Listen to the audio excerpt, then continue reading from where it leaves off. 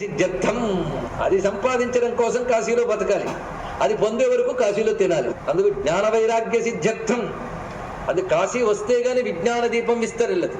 ఒక చోట చెప్తారండి, నిరంతర గంగా స్నానం పానం వల్ల చిత్తంలో ఆత్మజ్ఞానం కలుగుతుందిగా.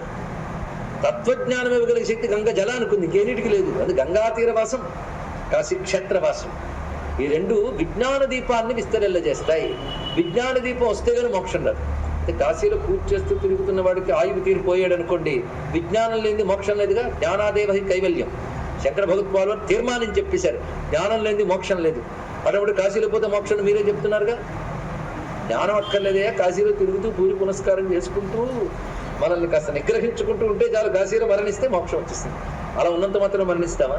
నీకు మోక్షం పొందే యోగం గజ్జన్మల నుండి కొనసాగితే ఇక్కడ మళ్ళీ తీర్థయాత్రాదులన్నీ చేసి ప్రతిబంధకం తొలగితే కాశీ క్షేత్రానికి వస్తావు.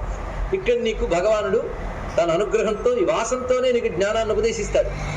ఒకవేళ ఆ జ్ఞానం రాకుండానే మరణించేవనుకో, ఆయన ఎలాగూ సిద్ధంగా ఉన్నాడు. జ్ఞానం లేదు మోక్షం లేదు అనేది ఆయన చెప్పిన మాటే.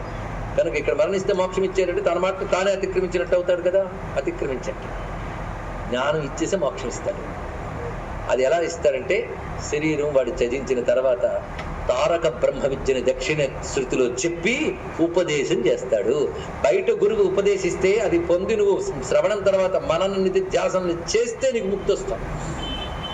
కానీ సాక్షాత్ జగద్గురువైన శివుడు తారక బ్రహ్మ విద్యను దక్షిణ శృతి నుంచి చెప్పిన వెంటనే నీ గ్రంథులు, అజ్ఞాన గ్రంథులు తెగి ముక్తి పొందుతావు. అది ఇక్కడ మళ్ళీ అదే ఇస్తున్నాడు ఆయన చెప్పిన పద్ధతి. చూసారా, అది కాశీ ముక్తి రహస్యం.